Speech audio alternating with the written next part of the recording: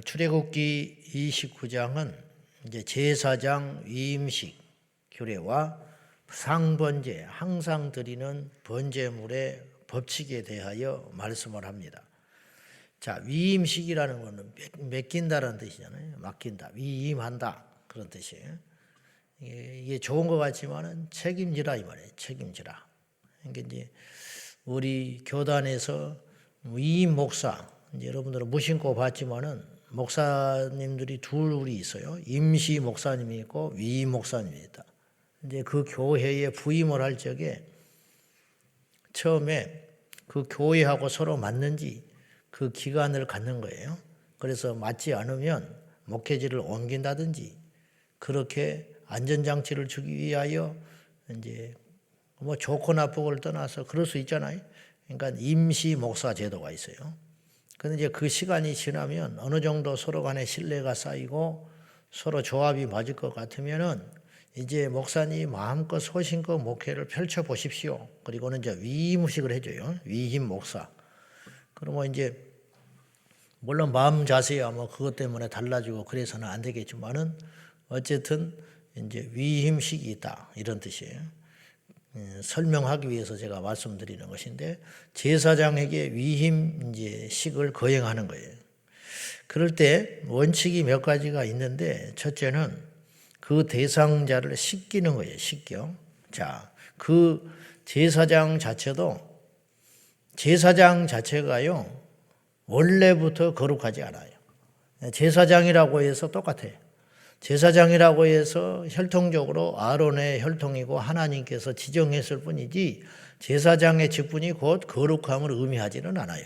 특별한 존재는 아니다. 그래서 제사장 역시도 어쩔 수 없이 사람 중에 예수 그리스도가 인간과 하나님 사이의 유일한 중보자이신데 아직 예수님이 오시기 전이니까 제사를 드리려면 몇 가지 조건이 있어야 제사가 성립이 돼요. 첫째는 제사를 받는 분이 계셔야 돼요. 받는 대상도 없는데 제사가 무슨 필요가 있습니까? 그 다음에 그 제사를 드리는 자가 있어야지. 그래서 인간과 하나님, 그리고 하나님과 인간 사이에 제사가 성립이 되려면 반드시 제물이 있어야 돼요. 제물. 근데 이 3요소가 제사의 3요소라 할 수 있는데, 근데 문제는 이 제물을 마음대로 드리는 것도 아니고, 이 제사를 드리는 존재와 제사를 받는 존재 사이에서의 중보의 역할을 하는 자가 필요해요. 반드시 필요해요. 그 제사를 주관하는 존재가 필요하다. 그가 바로 제사장일 뿐이에요. 제사장이 있어야 제사가 성립이 되는 거예요. 구약의 성막을 만들어 놓고 아무나 와서 제사 지내라 그러면 중구난방 질서가 없고 엉망진창해서 제사가 성립이 안 돼요. 그래서 제사장의 직무를 주고 레위인을 부르셔서 성막의 일을 돕게 함으로 인하여 그것만 전담으로 하게 했어요. 제사장은 무슨 일을 하느냐? 이제 백성들이 제사를 드려야 할 어떤 자들이 제물을 끌고 오면 그 역할, 중간 사이에서 인간과 하나님 사이의 중간에 거간이라고 할까요? 그런 중개 노릇을 하는 존재가로서의 제사장이 필요한데 이 제사장은 제사를 받는 존재가 아니고 중간에서 연결시켜주는 고리이기 때문에 그 자신도 죄인이에요. 그러니까 이 제사장 역시 자신을 위해서 속죄 제사를 반드시 드려야 했어요. 그래서 타고난 의인은 아무도 없기 때문에 마찬가지라는 거죠. 그래서 이 제사장을 반드시 씻기라 4절에 그랬어요. 한번 봐요. 4절과 5절 한번 보겠습니다. 시작. 너는 그의 아들들을 회막문으로 데려다가 물로 씻기고 의복을 가져다가 아론에게 속옷과 에봇 받침 겉옷과 에봇을 입히고 흉패를 달고 에봇에 정교하게 짠 띠를 띠게 하고 아론과 그의 아들들을 모세가 회막문으로 데려다가 물로 씻겨서 정결하게 한 다음에 의복을 가져다가 아론에게 속옷과 에봇, 받침 겉옷, 우리가 이제 지난 시간에 봤던 제사장이 입어야 할 그러한 모든 예복을 입게 해라. 이제 이렇게 말을 하셨어요. 그러니까 씻기고 의복을 입혀서 구분을 시켜라. 이제 이런 뜻이에요. 그리고 나서 7절에 머리에 관을 씌우고 그 6절에 머리에 관을 씌웠어요. 그 위에 거룩한 패를 더한다. 생각나지요? 관을 씌우고 그 앞에는 뭐라고 쓴다고요? 여호와께 성결. 그렇게 딱 써 있는 거예요. 여호와께 성결. 그러니까 백성들이 제사장을 보면 뭐가 제일 먼저 눈에 띌까요? 성결이라는 것이 딱 눈에 띄는 거죠. 그렇구나. 그러니까 우리도 영적으로 이마에 다 써 있는 거예요. 저나 여러분이나 이 시대의 제사장이기 때문에 왕 같은 제사장이요, 백성이요, 거룩한 백성이라 했으니까 우리가 신학적으로는 우리 모두가 이 신약 시대의 주님 앞에 거룩한 제사장이 되는 거죠. 예수께서 대제사장이 되시고 우리는 다 제사장이 되는 거예요. 그러면 우리 이 머리 앞에는 영적으로 여호와께 성결 그렇게 써 있는 거예요. 그 다음에 7절에 관유를 가져다가 그의 머리에 부어 바르고, 관유라는 말은 부을 관자에 물을 대다 관자에, 관자가 뭐 물을 붓는다, 그 다음에 붓는다, 그 다음에 물을 갖다 댄다, 그 관자예요. 그 다음에 기름 유자지요. 그러니까 머리에 붓는 그 기름을, 특별한 기름을 가져다가 그의 머리에 부어 바르고, 그래서 구약의 이 머리에 기름을 붓는 대상은 세 존재다. 제사장, 왕, 선지자. 그래서 이들을 구분해 가지고 이때부터 기름 부어지는 그 순간부터 제사장이 되는 거예요. 기름을 부으는 순간부터 왕이 되고, 사무엘이 다윗에게 기름을 붓지요. 그래서 이것이 3대 이제 원칙인데, 기름을 붓는 대상은 세 대상이 있었다. 그러니까 이것은 이제 기름을 붓는다는 거예요. 그래서 그의 기름을 부어서 구분시킨다. 그의 아들들을 데려다가 그들에게 속옷을 입히고 아론과 그의 아들들에게 띠를 띄우며 관을 씌워 그들에게 제사장의 직분을 맡겨 영원한 규례가 되게 하라. 너는 이같이 아론과 그의 아들들에게 위임하여 거룩하게 할지니라. 쉬지 않고 반복되는 말이 성결, 거룩, 예복 그런 뜻이. 거룩이 생명이라. 거룩이 생명. 여러분, 제사장, 우리 성도나 주의 종들로 볼 때 제사장으로 친다면 제사장에 있어서 제일 요구되는 게 뭐냐면은 거룩이다. 거룩. 이 시대가 점점 하나님과 반대로 가는 것은 뭐냐면 능력 위주의 세상으로 가는 거예요. 능력 위주의 세상, 외모 지상주의. 그 학벌, 보이는 거, 드러나는 거. 하나님은 그런 것에 별 관심을 갖고 있지 않으시다. 하나님이 제일 중심하게 보는 것은 거룩이다. 그런 뜻이에요. 그러니까 우리는 이제 세상적 사고들이 자꾸 밀려오니까 수단과 방법을 떠나서 1등만 하면 되고 성공하기만 하면 되고 쟁취하기만 하면 되고 막 이런 거 있잖아요. 막 이렇게 하다 보니까 세상이 점점점 험악해지고 불행해지는 거예요. 그때는 잘 모르는데 점점점 불행해지는 거예요. 이 거룩하지 않기 때문에. 거룩이라는 단어는 이 시대에서 외면받고 있는 단어 중에 하나예요. 거룩, 성결 그런 데 관심 없어요. 근데 교회조차도 점점점 그런 추세를 닮아가는 것 같아서 답답하다는 거지요. 저도 까딱하면 그걸 잊어버리고 사는데 우리 모두가 힘쓰고 노력해야 할 것은 우리가 오래 하나님 앞에 쓰임 받으려면 그리고 하나님 앞에 심판날에 반드시 서게 될 때인데 주님께서 보는 것은 얼마나 큰 일을 얼마나 대단한 일을 했느냐를 보지 아니하시고 우리의 상태를 보신다. 상태. 네 상태가 어떠냐? 상태라는 것은 거룩을 말하는 거예요. 거룩. 그래서 우리가 다 죄인이고 부족하지만은 그러니까 이것이 더 필요한 거예요. 죄인이고 부족하다 못해 아주 형편없는 저희들이지만은 그래서 하나님 앞에 이것을 놓치지 않으면 끝장난다는 생각을 가지고 끊임없이 우리 모두가 거룩에 힘쓰는 그래서 성도 하나님께 속한 모든 것은 성자가 들어가는 거예요. 성도, 성물, 물건은 성물 그렇잖아요. 옷도 성의라는 거룩한 예복이다. 거룩한 옷이다. 그러니까 주님께 속한 모든 것은 성이 들어간다는 거예요. 거룩함이 들어간다는 걸 기억하고 하나님이 거룩하니 너희도 거룩할지니라. 기도의 응답을 받으려면 거룩해야 하고 예배자가 진정으로 되려면 거룩해야 하고 하나님 앞에 쓰임 받으려면 거룩해야 한다. 세상 사람들은 답답하다 하고 그래가지고 세상을 어떻게 살 거냐고 하지만은 결국은 이기는 자, 승리하는 자는 거룩한 자라는 것을 잊지 말고 우리가 그 거룩의 생명을 걸고 힘쓰는 저와 여러분이 되어야 하겠습니다.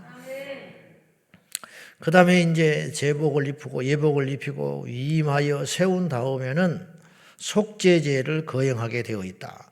아까도 말했다시피 제사장도 죄인일 뿐이에요. 제사장도 죄인일 뿐이니까 반드시 속죄제를 드려야 한다. 속죄제를 드릴 때 원칙이 있죠. 송아지 머리에 안수하고, 자, 이제 앞으로 레위기에서도 계속 나오겠지만은 이스라엘 백성들이 하나님께 제사를 드릴 적에 원칙, 제물을 끌고 와요. 그러면 제사장이 안수를 해. 이 안수는 제사장만 하는 거예요. 자기가 하는 게 아니에요. 그래서 제사장이 안수를 하면 이 사람의 죄가 이 제물에게 전가되는 거예요. 전가. 그러면 이 제물은 하나님께 드릴 수 있는 자격이 되는 거예요. 그러니까 제사장의 안수를 통과하지 않으면 아무리 귀한 제물이라 할지라도 여호와께 드릴 수 있는 제물이 안 되는 거예요. 그러면 이제 끌고 오든지 뭐 비둘기를 가져오든지 뭐 제사장이 중요한 직무가 그것이에요. 안수하면 이 사람이 안수를 받은 다음에 그 제물을 누가 잡냐면 제사장이 잡아주는 게 아니에요. 제사를 드리는 그 당사자가 잡는 거예요. 근데 오늘은 이 제사장의 속죄제는 자기 자신이 이제 아론이 그 제물에게 안수를 해서 그렇죠? 아론과 그의 아들들 제사장이 이제 이미 제사장이 됐잖아요.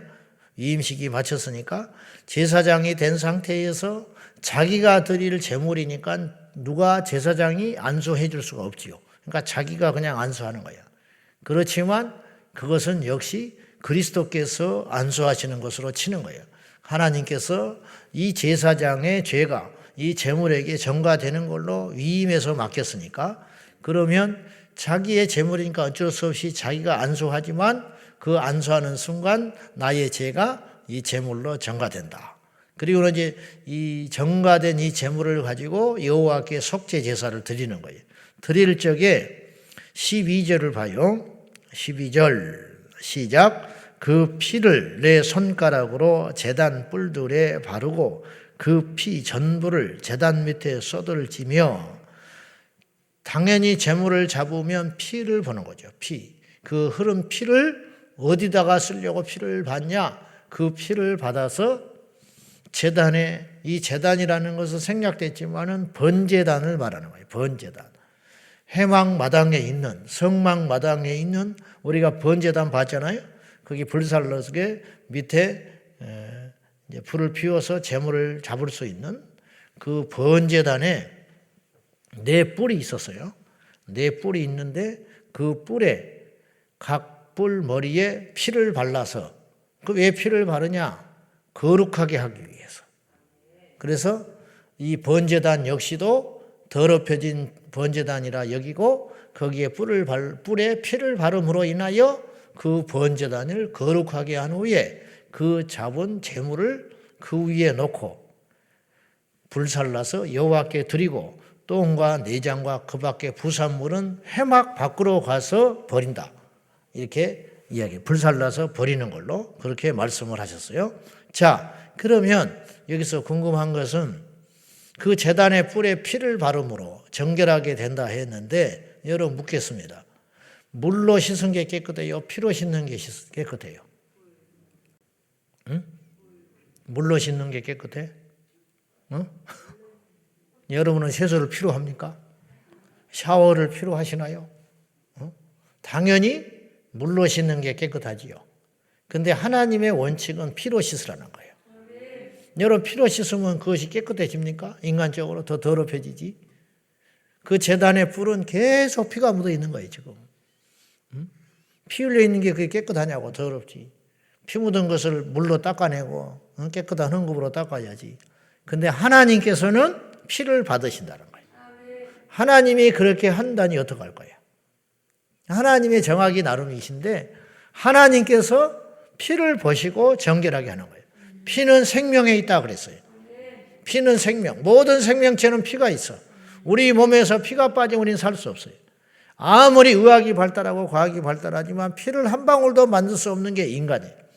신기하지 않습니까? 피도 만들어내면 되잖아. 공장에서 닌겔을 만들듯이 막 만들어내면 우리가 수혈할 필요가 없잖아. 혈액형에 따라서 피를 만들어내면 되는데 앞으로 주님 오실 때까지 인간은 피를 못 만들어요. 왜냐? 그 피는 그 생명을 의미하는 것이기 때문이에요. 피는 하나님께서 만들어 주시는 거예요. 그래서 피채 먹지 말라라는 말은 그 피가 생명에 있는 것이니까 이 고기를 취하여 먹기는 하되 그 생명의 주관자는 하나님이심을 잊지 마라. 그런 의미로 피를 먹지 못하도록 엄하게 말씀하신 거예요. 그러니까 다른 이유는 없어. 하나님께서 그 피를 바름으로 그것을 깨끗하고 의롭게 받으시는 거예요. 그리스도께서 이 땅에 피 흘려 죽으신다고 인류의 죄가 속량이 되느냐? 그런 질문을 할 필요가 없는 것이라는 거예요. 왜냐? 하나님께서 그렇게 정해 놓으셨다. 그건 단순한 그 피는 단순한 피가 아니고 그래서 다른 사람의 피는 혈액이 없는 거예요. 어떤 피만 혈액이에요. 주님이 돼지를 잡아서 돼지도 피가 있지만 돼지의 피를 바르라고 하지 않으셨어요. 왜냐? 돼지는 부정한 짐승이기 때문에. 예수 그리스도 외에 어떤 존재도 십자가에서 피 흘려 죽어봤자 아무런 의미가 없어요. 십자가에서 예수님만 그때 죽으신 게 아니에요. 그날 그 시에 예수님과 함께 두 명의 강도가 같이 죽고 그들도 똑같이 고통받았고 그들도 똑같이 피 흘려 죽었으나 그 피 때문에 인류가 구원받는 게 아니고 오직 의로우신 예수님의 피로만 우리가 구원받은 거예요. 그렇잖아요? 그러니까 예수님의 피만 인류 역사를 죄를 대속하는 효과가 있다라는 거예요. 돼지의 피는 필요가 없어요. 하나님께서 지정하지 않는 제물의 피는 아무런 효과가 없고 그건 오히려 악한 죄가 되는 거예요. 다른 불을 들여도 죽는데 만약에 돼지를 잡아서 피를 발랐다면 그 사람은 즉사해서 죽어요. 왜냐? 여호와를 모욕하는 것이니까. 그래서 주께서 지정하신 제물, 숫양과 숫염소와 그리고 수송아지 등등 비둘기의 피 이런 것들로 제단에 뿔을 바르게 하여 내 죄를 정결하게 하라. 예수님의 피로만 우리를 정결하게 한다. 그러니까 우리가 하나님 앞에 질문을 던져야 하고 던질 수 없는 질문이 있는 거예요. 왜 예수님만 구원이십니까? 그건 질문이 안 되는 질문이라는 거예요. 아시겠어요? 그런 건 아니에요. 왜 하나님 인간에게 수명을 이렇게 정하셨습니까? 그건 안 되는 질문이라는 거예요. 주님 나에게 왜 이 고난을 주십니까? 라는 질문할 수 있어요.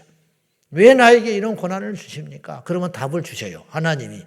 너를 연단하는 것이 나는 동, 내가 선을 이루기를 하시라는 동, 더 큰 선물을 주려고 한다는 동, 그러한 응답에 대한 그 질문에 대한 응답은 줄 수 있지만 왜 예수님만 우리의 구원자가 됩니까? 다른 자는 우리의 구원자가 될 수 있잖아요. 그런 질문 자체는 성사가 안 된다는 거예요. 세상 사람들은 그래서 이해를 못하는 거예요. 왜 오직 예수냐고, 왜 십자가냐고 이야기하지만 그건 질문의 대상이 될 수 없다라는 것이죠. 주님이 정하셨어요. 물로 정결케 되는 게 아니라 피로 정결케 되느니라. 이게 하나님의 구원의 방식이다. 이런 뜻입니다. 그리고 이제 이 음식이 이제 번제도 있고 속죄제도 있고 화목제도 있어요. 화목제 이제 레이기에 가서 이제 다시 다루게 될 문제지만은 이제 화목제를 드릴 때에 몇 가지 이제 용어들이 나오니까 그것만 조금 설명하고 마치겠습니다. 요제를 드린다. 요제라는 말 들어봤잖아요. 요람이라고 하잖아요. 애를 흔드는 거. 요람. 이게 흔들 요자예요. 그러니까 흔들어서 제물을 이렇게 흔들어서 드린다 해서 요제. 그 다음에 제물의 피를 역시 뿔에만 바르는 게 아니라 제사장의 깃뿌리, 그 다음에 제사장의 손가락, 엄지손가락, 그리고 발가락 여기에 발라가지고 상징적으로 아마도 세례를 베풀 때 온몸을 물에 잠그지 않고 머리에 세례를 주는 것이 기독교 전통이 되었듯이 온몸을 피로 바른다는 의미로 이건 제 생각인데 깃볼에 피를 바르고 손에 바르고 발에 바르고 그래서 이 모든 죄를 제사장의 죄를 속량해 주는 거죠. 제단을 거룩하게 한 다음에 제사장의 신체에 피를 바름으로 제사장의 육체 또한 지난날에 자연인으로 살 때의 모든 죄를 속량함으로 하나님께서 그를 새롭게 성결하시고 구분시키셔서 사용하신다. 그런 의미가 있는 것이다. 그런 말이에요. 그리고 제사장 위임식 때 음식이 나오는데 번제를 드렸으니까 그 남은 제물이 있는 거예요. 그것을 태워서 드릴 게 있고 제사장이 취하여 먹을 것이 있고, 구약의 제사를 드릴 때에 제사장들이 취할 그 음식의 제물이 따로 있어요. 그래서 그걸 먹음으로 제사장들이 생활을 살아가는 거죠. 레위인들은 이스라엘 백성들이 드리는 11조로 살아가게 하셨고, 세상 일을 못하게 한 거예요. 세상 일을 못하게 함으로 오직 그 일에만 전념하도록 하나님께서 명하신 것이죠. 그래서 이제 그런 고기들도 남으면 다 남겨두지 말고 불살라 태워버려라, 그렇게 말씀하셨어요. 왜 그러냐? 다른 자들이 먹지 못하게 한다. 남겨놓지 못하도록 다 불태우도록 하셨다. 34절에 위임식 고기나 떡이 아침까지 남아있으면 그것을 불에 살을 지니 이는 거룩한 즉 먹지 못할지니라. 똑같은 고기인데 왜 거룩해졌냐? 하나님께 드렸기 때문에 거룩해진 거라. 똑같은 사람인데 하나님께 드려지면 거룩하게 되는, 똑같은 물건인데 하나님께 드려지면 거룩한 성물이 됐고, 그러니까 그것은 세상으로 돌려가지고 속되게 하고 해서는 안 되는 것이다. 이 마이크는 성물이 됐어요. 영적으로 볼 때. 그러므로 이 마이크를 세상에 가서 연설하는 데 쓰는 것은 이제 이 말씀에 의거하면 오늘날 우리가 신약이니까 그렇지 안 되는 거다. 이 강단에서 세상의 노래를 부른다든지 세상의 소리를 하면 안 되는 거예요. 이 성전에 와서 우리가 세상의 행위를 하면 안 되는 거예요. 술판을 벌린다는 건 있을 수 없는 일이에요. 그러니까 영적으로 죽는 거예요. 우리가 구약이니까 살지, 우리가 신약이니까 살지, 구약이었으면 우리 모두가 죽고도 남을 죄들이 사실은 굉장히 많아요. 성전에서 하지 말아야 할 행위를 한다든지, 주의 제단에서 하지 말아야 할 행위를 한다든지, 그건 안 되는 거죠. 불러다가 세상 사람들의 노래판을 벌리고 세상 사람들의 율동을 하고, 그것이 다 하나님 앞에 합당하지 않다는 거예요. 하나님 앞에 찬양할 적에 짧은 치마를 입고 와가지고 막 이렇게 한다든지, 이런 것이 다 영적으로는 좋지 않다는 의미라는 거예요. 우리가 율법 시대는 아니지만 그러한 정신, 하나님이 죽이지 않는다고 죄가 아니에요. 하나님이 이 땅에서 그냥 두고 있다고 해서 그것이 정당화되는 게 아니에요. 주님은 다 기억하고 계시고 어떤 모양이든지 그것에 대한 심판을 하실 것이라는 거예요. 목사님 너무 율법적이잖아요. 율법적이라는 말 자체도 꼭 나쁘다고 봐서는 안 돼요. 율법을 지키는 게 왜 문제입니까? 그것을 지키는 것 자체가 문제가 아니에요. 그걸 지킴으로 자신을 의롭다고 생각하는 행위 자체가 문제지. 바리새인들의 죄는요, 율법을 지켰기 때문에 지탄받은 게 아니에요. 우리가 착각하면 안 돼요. 바리새인들의 문제는 율법을 지킴으로 교만해졌기 때문에 문제인 것이지, 율법 지키는 것 자체가 왜 문제입니까? 율법이 우리를 거룩하게 하는데. 할렐루야. 그렇잖아요. 율법 자체가 무슨 죄가 있어요? 율법대로 살 수만 있으면 좋지요. 세상은요, 하나님의 율법을 다 지킬 수 없으니까 문제지만, 그 율법을 다 지키는 후에 하나님 나는 부족한 죄인입니다 하면 세상이지. 근데 그렇게 하지 못해. 인간은 하나라도 지키면 자기 공과를 자랑하고 교만하고, 그것 때문에 그 영혼이 죽기 때문에 그걸 주님께서 말씀하시는 것이지, 그것 자체가 문제는 아니지. 율법을 지키는 게 문제라면 그 율법이 문제가 있다는 하자 있는 법이라는 것인데, 그러면 하나님이 문제가 있는 분 아니요? 그건 아니지. 그건 아니라는 거예요. 38절 이하에는 매일 드리는 상번제를 말씀을 하는데요. 아침 저녁으로 제물을 드리도록 하였어요. 이게 보통 일이 아니죠. 이게 모세에게 명한 거예요. 하나님 앞에 드려라. 그래서 모세에게 네가 제단 위에, 38절에 네가 제단 위에 드릴 것은 이러하니 매일 1년 된 어린 양 2마리니. 왜 2마리냐? 오전에 1마리, 저녁에 1마리 드리라는 거예요. 모세는 이걸 계속 수행했어요. 성경에 없어서 그렇지, 그 바빴던 모세가 이건 계속했다. 우리가 아무리 바빠도 하나님께 나와서 하루에 2번 하나님께 내 기도를 드리고 나를 보여드리는 행위, 상번제는 이건 꼭 드려야 한다, 이런 뜻이에요. 우리가 아무리 세상이 뒤집어지고 바쁘고 힘들고 죽을 지경이 생겨도 여호와 하나님 앞에 영적으로 우리 자신들을 드리는 것, 이것은 잊지 말아야 한다, 그런 뜻입니다. 우리 모두가 그것을 드림으로, 자 42절, 이것이 짐같지만 복인 이유가 있어요. 42절 마지막으로 보겠습니다. 시작. 이는 너희가 대대로 여호와 앞 회막 문에서 늘 드릴 번제라. 내가 거기서 너희와 만나고 내게 말하리라. 만나 주신대. 뭘 통해서? 제사를 통해서. 매일 드리는 상번제 오전과 저녁에 두 번의 일상적으로 드리는 번제로 인하여 하나님이 내가 너를 거기서 만날 것이고, 그 제사를 통해서 매일 드리는 제물을 통하여 내가 너를 만날 것이고 내게 말하리라. 새벽기도가 복이죠. 새벽기도에 하나 우리를 만나 주신대. 그리고 우리에게 뭔가를 말하신대요. 지금도 여러분이 설교를 통해서 뭔가 말씀하셨고 이따 기도를 통해서 또 하나님 말씀하시는 거예요. 복이지요. 여러분 그렇게 하나님과 만나고 음성을 듣고 살아가는 사람과 그것이 없이 살아가는 사람들하고 세상에 살면 경쟁이 되겠습니까? 그래서 하나님을 만나고 뵙고 음성을 듣는 횟수와 양이 많아질수록 우리는 세상에서 실수하지 않고 승리하게 되는 것이다. 짐으로 여기지 마시고, 예배를 짐으로 여겨지는 이 약한 세대에서 횟수가 중요하냐고 따지는 그들에게 향하여 아버지를 만날수록 아버지와 친밀해지는 것이고 하나님과 만날수록 친밀해지는, 대통령을 1년에 한 번은 만난 사람하고 매일 만나는 사람하고 권력의 크기가 같겠습니까? 날마다 만나는 자가 그거 자체가 권세고 힘이다. 우리가 하나님을 만날수록 우리에게는 힘이 생긴다는, 하나님을 만날수록 능력이 생기는 것이고 하나님 만날수록 지혜가 생긴다는 걸 꼭 알고 우리 평생 예배자가 되시기를 주님의 이름으로 축원합니다. 기도하겠습니다. 이 시간에 기도할 적에 주여 날마다 주를 뵙기를 원합니다.